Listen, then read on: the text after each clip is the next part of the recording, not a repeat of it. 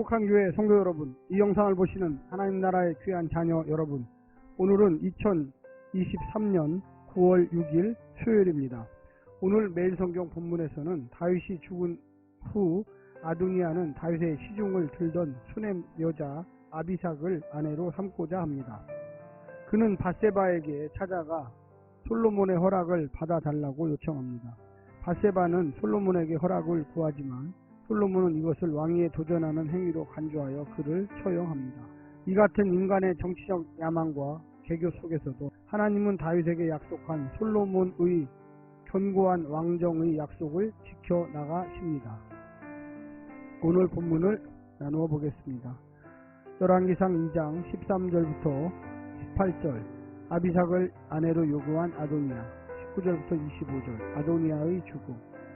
오늘 본문 열왕기상 2장 13절부터 25절 말씀을 듣고 다시 오겠습니다.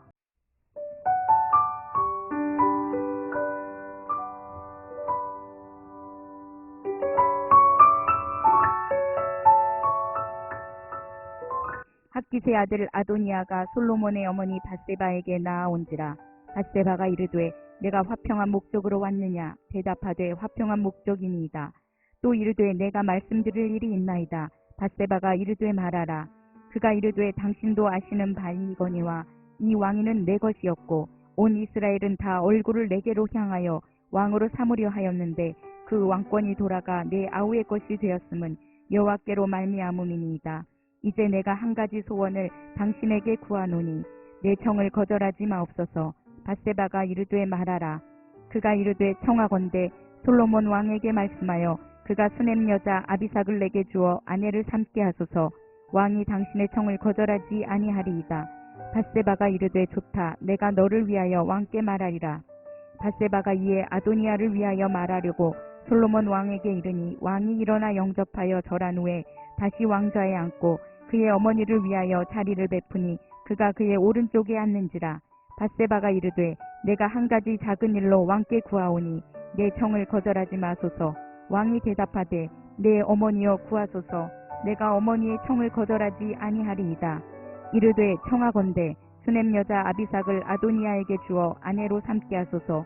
솔로몬 왕이 그의 어머니에게 대답하여 이르되 어찌하여 아도니아를 위하여 수냄 여자 아비삭을 구하시나이까. 그는 나의 형이오니 그를 위하여 왕권도 구하옵소서. 그뿐 아니라 제사장 아비아달과 스루야의 아들 요압을 위해서도 구하옵소서 하고 여호와를 두고 맹세하여 이르되 아도니아가 이런 말을 하였은즉 그의 생명을 잃지 아니하면 하나님은 내게 벌 위에 벌을 내리심이 마땅하니이다. 그러므로 이제 나를 세워 내 아버지 다윗의 왕위에 오르게 하시고 허락하신 말씀대로 나를 위하여 집을 세우신 여호와께서 살아계심을 두고 맹세하노니 아도니아는 오늘 죽임을 당하리라 하고 여호야다의 아들 브나야를 보내매 그가 아도니아를 쳐서 죽였더라.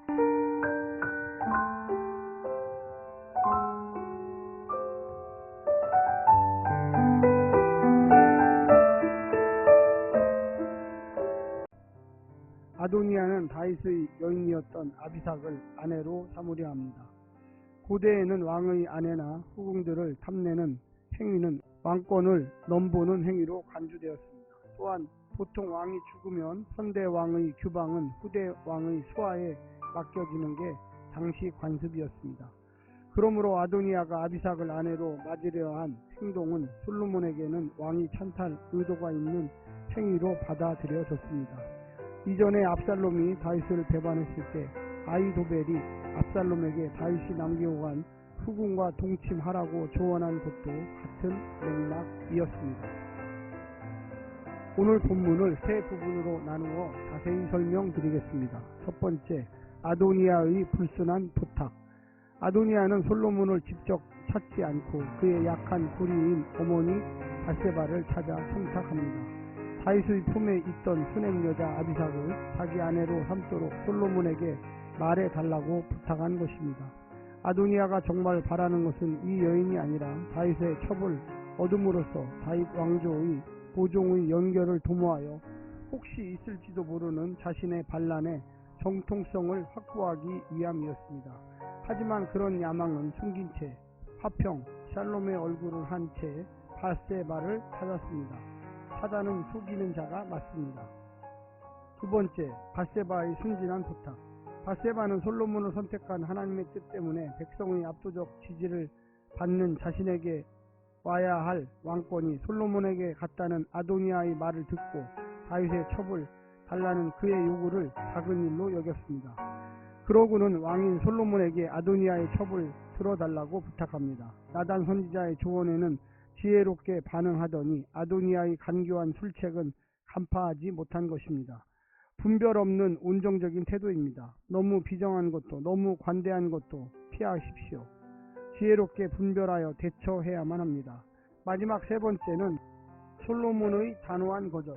솔로몬은 아도니아의 의도를 간파합니다. 아도니아는 자신이 지금 솔로몬에게 얼마나 큰 자비를 덧입고 있는지를 잊었습니다. 아무 부탁도 할 수 없는 처지라는 뜻이 아니라 왕권의 미련을 버리지 못한 채 해서는 안 될 도모를 하는 사람이 되었다는 뜻입니다. 그래서 아무리 어머니가 한 부탁이라 해도 거절합니다. 아도니아의 청을 들어주는 것은 반역자 요압을 용서해달라는 부탁과 같다고 여긴 것입니다. 그에게 죽음의 형벌을 내릴 것을 두 번이나 여호와께 맹세함으로써 이것이 단지 정적에 대한 복수가 아니라 하나님의 의로운 재판 결과에 순종한 것임을 분명히 밝히고 있습니다. 사랑하는 행복한 교회 성도 여러분, 오늘 하루도 힘내시고요. 성령님의 놀라운 축복과 은혜가 넘치기를 간절히 부탁드립니다. 샬롬.